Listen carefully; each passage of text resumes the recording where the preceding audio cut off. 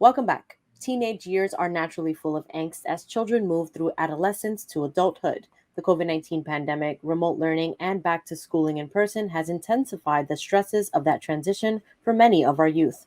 Joining us now to discuss this and more is Dr. Hina Talib, Adolescent Medicine Specialist at the Children's Hospital at Montefiore. Welcome, Doctor. Thank you so much for joining us today.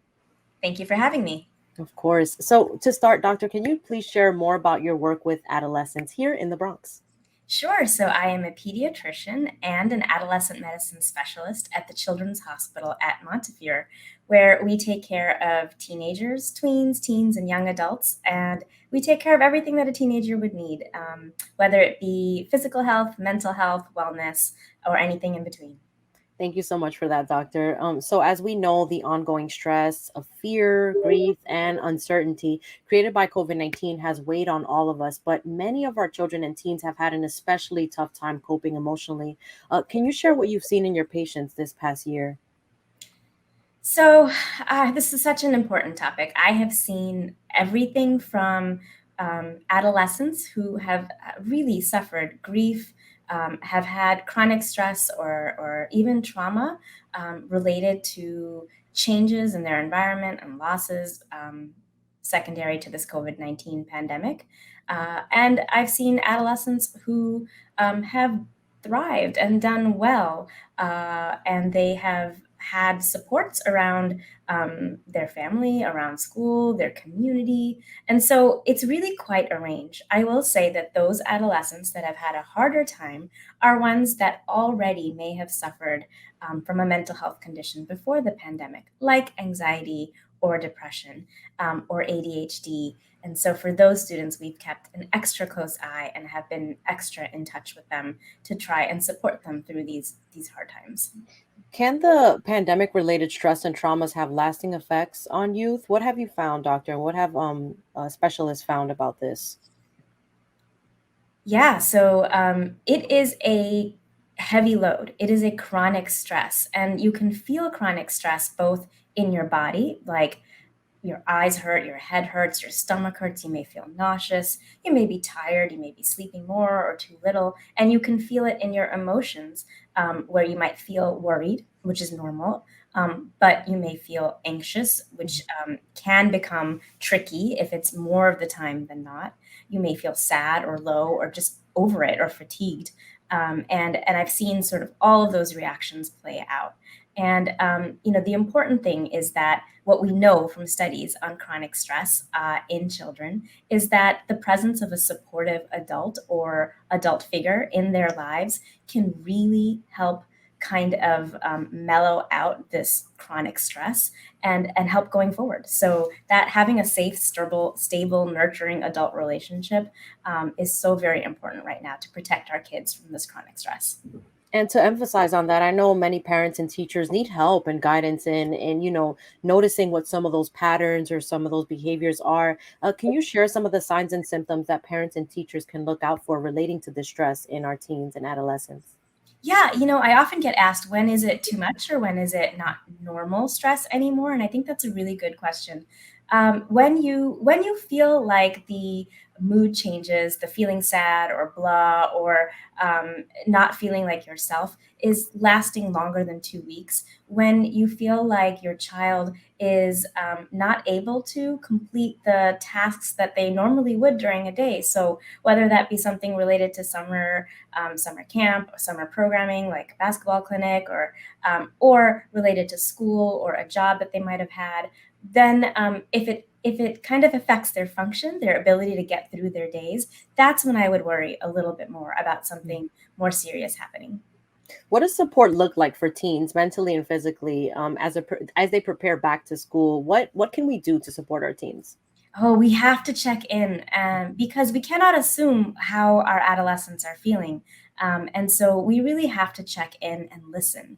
Talking is actually listening. And so the more you spend time sort of listening to them talk to their siblings, to their cousins, to their other friends, listening to them when they try to reach out to you, I think being open and validating any emotion that they have is there's no judgment on an emotion that they might have. So whether they're feeling sad or stressed or angry or frustrated or over it, these are all valid. And we should say, yeah, I feel you. Like, I get that. That's a lot of people are feeling that way right now. And this is a hard time. And so if you start out by listening and validating, that can go so very far.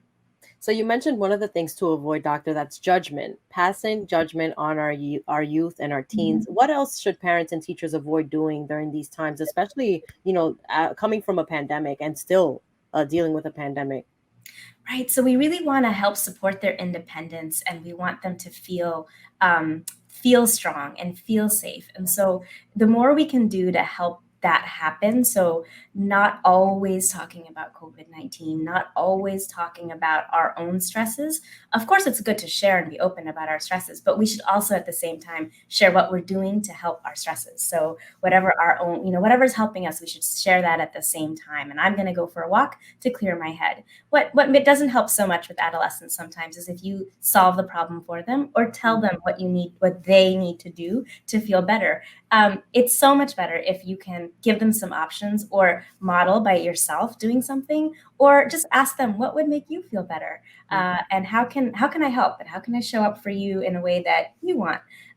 Really pulling them into the process of feeling independent and getting through their days is so very important.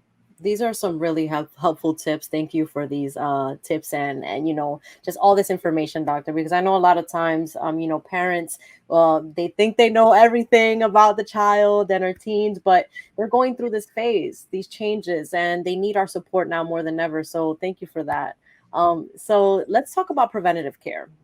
Please tell us about the importance of doctor's visits, especially during these times. I know a lot of folks have not been seeing their doctor out of fear. Yeah, that is true. And I we hear you. It's a hard time, and the news, we keep getting updates and things do keep changing. However, it's so very important to call your pediatrician to make sure that you are up to date on all of your vaccines. We noticed that there were a lot of routine vaccines that got missed during this year because many people missed their checkups. And so I would really recommend taking the time to reach out to your pediatrician. They may be able to see you in person. They may be able to offer you a virtual visit, but it is important to just reach out, have that check-in, see if you're due for any vaccines, see if you're due for a physical exam. There are so very many things that might get missed.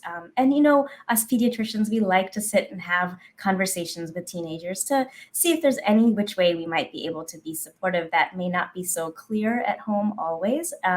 And so that's important too. And lastly, sports physicals. Being involved and being active is so very important right now. And I have seen that there have been missed sports physicals. And so really recommend calling your pediatrician for a sports checkup too, for a clearance before back to school time hits.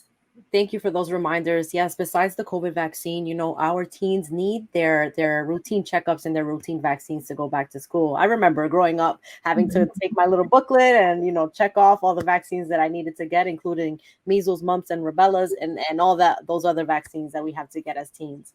So we do want to talk about the COVID vaccine, doctor. Vaccinating children with the COVID vaccine has been a very sensitive topic for many parents, and as we know, currently only the Pfizer BioNTech COVID vaccine has been authorized for adolescents and teens ages 12 to 17. What are some of the facts with vaccinating teens that parents and teachers should know at this time?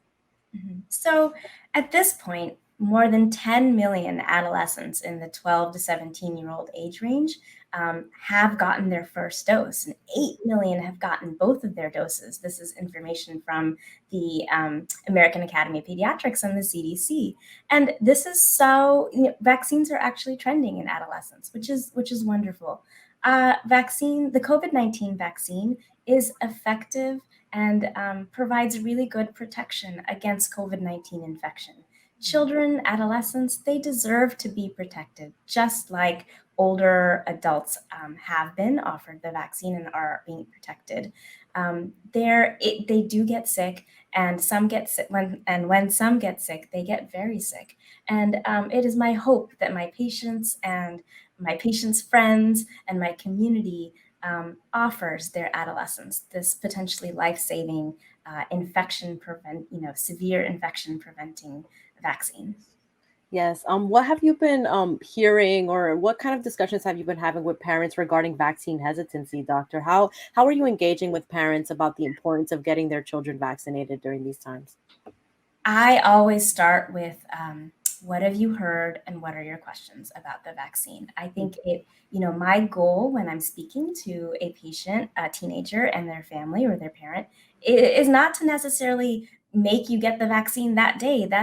My goal is I'm here as a trusted, hopefully, trusted resource to answer your questions. And that's my goal is I want to answer your questions. I want to give you my opinion. Sometimes there's things that have been like myths or misinformation pieces that are out there, and so I've kind of gotten a little bit used to answering some of those with good medical evidence where we have it. And I think that one-on-one conversation just really helps more than anything that you can read or see online.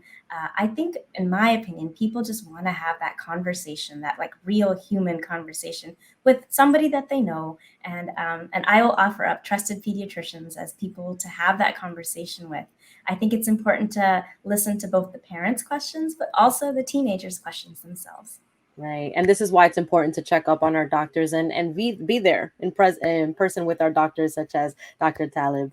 Mhm. So before we go, doctor, can you just please leave our parents and educators with a message on how to best approach the upcoming school year from your perspective and holistically, not just physically, but mentally and emotionally for our kids? It's been a roller coaster. We're all really tired. I think approach this year, take deep breaths, and approach this year with a sense of, I would say, hope and optimism always go a long way, but then also be prepared and make plans. Make plans to protect your family from COVID-19.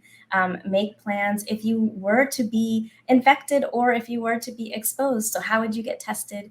A little bit of preparation, I think, works against a lot of anxiety. So, look for your trusted resources, call your pediatrician, have some plans in place.